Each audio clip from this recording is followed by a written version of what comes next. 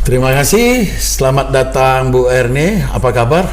Baik, Pak Mora. Iya, terima kasih ya. Kedatangannya ini kita sekedar bincang-bincang untuk menindaklanjuti kabar berita mengenai pelaksanaan daripada aksi perubahan selaku peserta pelatihan kepemimpinan administrator. Namun sebelum bincang-bincang ini berkelanjutan sampai lama nanti kita mungkin 3 jam ini ya. Iya, silakan memperkenalkan diri dulu. Baik, terima kasih Pak Mora.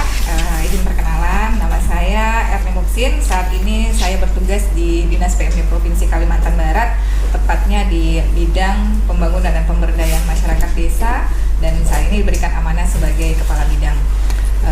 Keberadaan terkait dengan aksi perubahan yang disampaikan Pak Mora tadi, keikutsertaan saya dalam pelatihan kepemimpinan administrator tahun 2024 angkatan ke-7 Pak Mora di BPSDM Provinsi Kalimantan Barat. Oke, terima kasih Bu Erne, perkenalannya lengkap. Nah, kira-kira gagasan akhir daripada tugas kita ini kan setelah mengikuti JO, mengikuti klasikal, mengikuti stula, sampailah kepada pembuatan rancangan dan sekarang kepada implementasi. Kira-kira gagasannya apa ini? Baik, terima kasih ya Pak Mora ya. Jadi mungkin kalau sebelum gagasan sedikit menyampaikan kenapa kemudian saya mengambil aksi perubahan ini. Jadi di Dinas PMD Provinsi Kalimantan Barat bahwa kita tahu kaitan dengan nomenklaturnya pasti membahas terkait dengan pemberdayaan. Nah, salah satu target kinerja dari Dinas PMD Provinsi Kalimantan Barat itu yaitu terkait dengan peningkatan ekonomi desa. Nah, salah satu lembaganya yang ada di desa kita tahu itu BUMDes. Nah, mungkin masyarakat sudah sering mengenal BUMDes, hanya memang kondisi saat ini BUMDes yang ada di Kalimantan Barat ini dari sisi pemeringkatan dia ada statusnya Pak. Jadi status BUMDes itu sekarang sudah diberikan pemeringkatan mulai dari perintis, pemula, berkembang dan maju. Nah, kondisi saat ini Kalimantan Barat dengan 1.681 BUMDesnya, yang berstatus maju itu hanya 51. Berstatus maju dari 1.681 BUMDes. Ya Pak ya, miris ya Pak ya. Miris sekali informasi ini. Ya. Saya kira tadi informasi membahagiakan justru, tetapi inilah yang mau kita selesaikan ya. Kita cari solusinya ya Pak. Ya, silakan. Kemudian dari sisi penyampaian laporan keuangan juga dari kita bekerja sama kemarin sudah dilakukan monitoring oleh BPKP bahwa jumlah yang dilakukan monitoring oleh BPKP sebanyak 1.144 BUMDes. Nah, dari 1.144 itu yang melakukan penyusunan laporan keuangan itu hanya 256. Kemudian yang menyampaikan hanya sekitar 40 sampai 50 BUMDes saja. Jadi ini menjadi akar isu masalah ya. Di situ. Kemudian sebenarnya banyak masalah yang ada di bidang P2MD.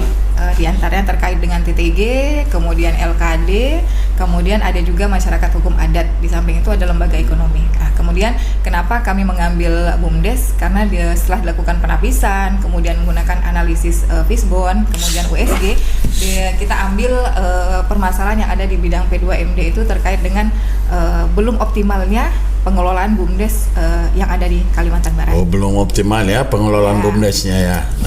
Sehingga gagasan yang saya ambil terkait dengan aksi perubahan disesuaikan dengan masalah yang sudah kita identifikasi tadi, yaitu terkait dengan optimalisasi pengelolaan BUMDes melalui pemberdayaan masyarakat, melalui ruang informasi, edukasi, dan solusi masalah BUMDes di Kalimantan Barat atau disingkat dengan Rumah BUMDes. Rumah BUMDes ya. Ya Pak. Oke.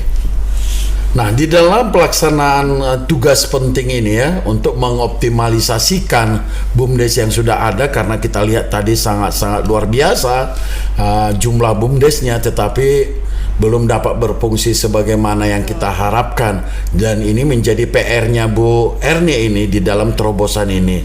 Kira-kira inovasi apa yang bisa Ibu Erni lakukan sehingga ini bisa teratasi? Nah, sebenarnya dengan terbentuknya Rumah BUMDes ini Pak, kita juga berbicara terkait dengan kewenangan, karena kewenangan kita ini berasal di provinsi seperti itu. Jadi kewenangan provinsi untuk melakukan pembinaan dan pengawasan terhadap BUMDes yang ada di Kalimantan Barat.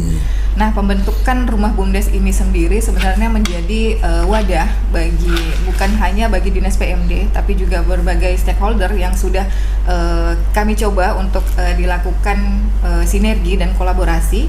Di antaranya terkait dengan informasi, kami juga bekerja sama dengan kawan-kawan dari tenaga pendamping. Oh ya. Dan tenaga pendamping profesional ini merupakan perpanjangan tangan dari Kemendes dan mereka berada hingga di level desa.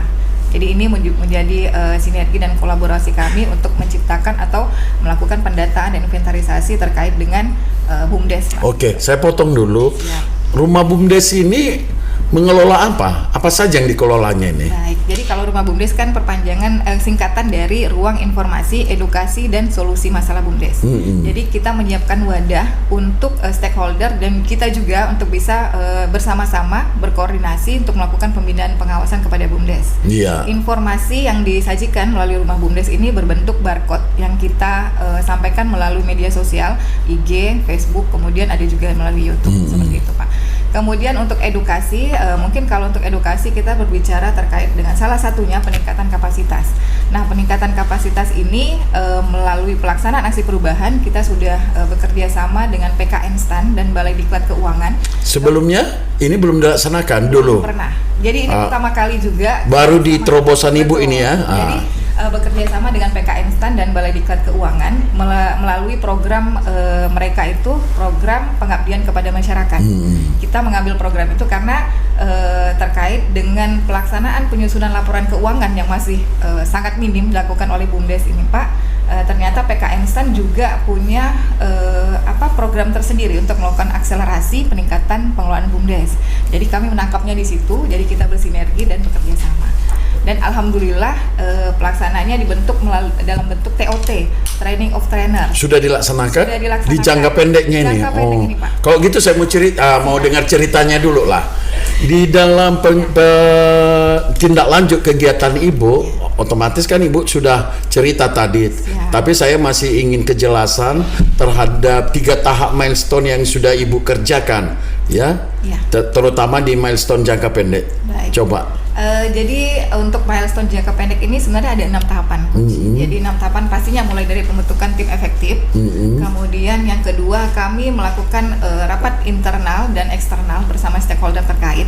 Kemudian dilanjutkan dengan penyiapan sarana dan prasarana untuk rumah BUMDesnya, baik itu yang softnya maupun yang hardnya. Hardnya itu berbentuk ruangan sendiri. Kemudian untuk softnya terkait dengan penyiapan sistem untuk rumah BUMDesnya.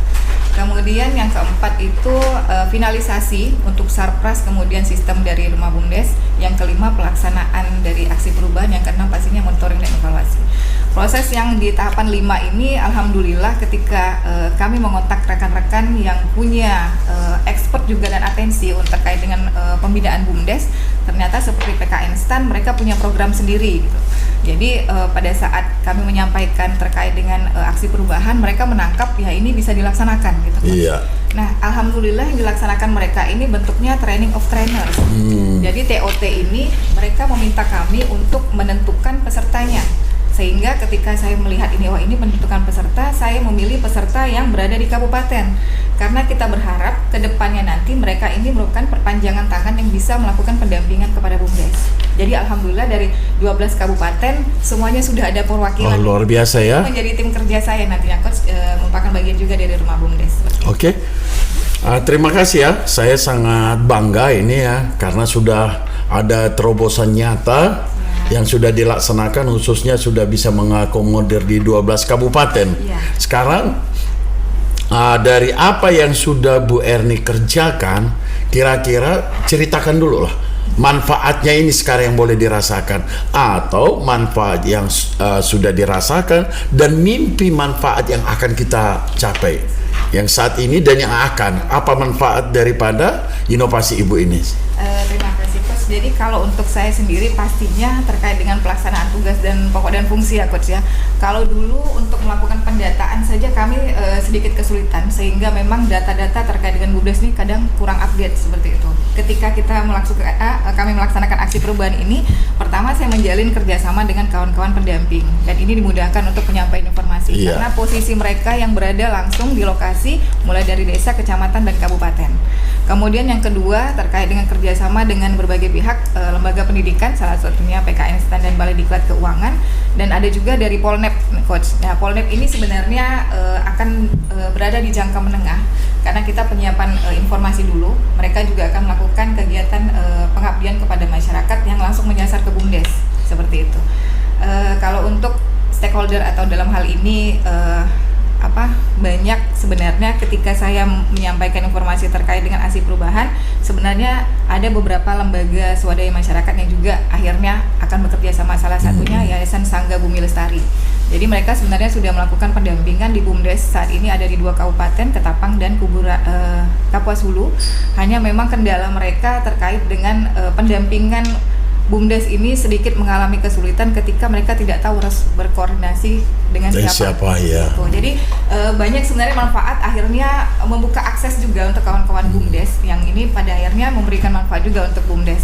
Kemudian untuk organisasi pastinya melalui aksi perubahan ini proses pembinaan Provinsi Kalimantan Barat melalui Dinas PMD ini akhirnya bisa berjalan seperti itu. Oke Bu Erne, supaya ini betul-betul dapat dirasakan oleh masyarakat melalui BUMDes, kira-kira himbauannya, pesannya kepada masyarakat atau kepada BUMDes apa yang harus kita lakukan supaya ini dapat berkelanjutan dan memiliki manfaat? Silakan berpesan dulu. Baik, terima kasih. Melalui kesempatan ini saya mau menyampaikan kepada kawan-kawan BUMDes, kemudian kawan-kawan tenaga pendamping, pemerintah desa, kecamatan, dan kabupaten, mari kita bersama-sama membangun BUMDes karena memang mungkin kalau dulu kendala kita tidak berada dalam satu integrasi atau ekosistem dalam sistem pembinaan dan pemberdayaan BUMDes, dan mudah-mudahan melalui rumah BUMDes ini kita bisa membuka akses seluas-luasnya bagi BUMDes untuk memberikan sebegitu banyak manfaat kepada desa, terutama terkait dengan peningkatan kesejahteraan masyarakat yang ada di desa. Oke, supaya mereka bisa masuk ke rumah BUMDes ini bagaimana caranya? Melalui Instagram, kemudian nanti ada helpdesk juga, dan nanti akan kita sampaikan informasi-informasi melalui YouTube, kemudian TikTok juga nanti akan kami siapkan. Nanti mudah-mudahan melalui media sosial dan media elektronik ini informasi terkait dengan rumah BUMDes ini bisa diterima oleh kawan-kawan sampai dengan tingkat desa. Oke, terima kasih Bu Erni. Sama-sama. Janji untuk keberlanjutannya gimana kira-kira ini? Mudah-mudahan ini memberikan keberlanjutan juga, dan komitmen dari pimpinan pasti sangat penting ya Coach ya, dan kami juga berharap dukungan dari rekan-rekan stakeholder yang saat ini sebenarnya sudah begitu banyak memberikan dukungan, dan untuk keberlanjutan ke depannya kami akan membuatkan untuk legitimasinya berupa peraturan gubernur terkait dengan rumah BUMDes yang alhamdulillah saat ini sudah dalam penyusunan draftnya. Brandingnya Rumah BUMDes. Rumah BUMDes. Rumah BUMDes. Terima kasih Bu Ernest, sukses. Sama-sama, Rumah terima kasih. BUMDes. Nah, sukses selalu. Demikian yang bisa kami bincang-bincang dengan peserta PKA Angkatan 7 2024 atas nama Erni. Terima kasih, selamat siang, sampai ketemu di sesi berikutnya. Sukses selalu.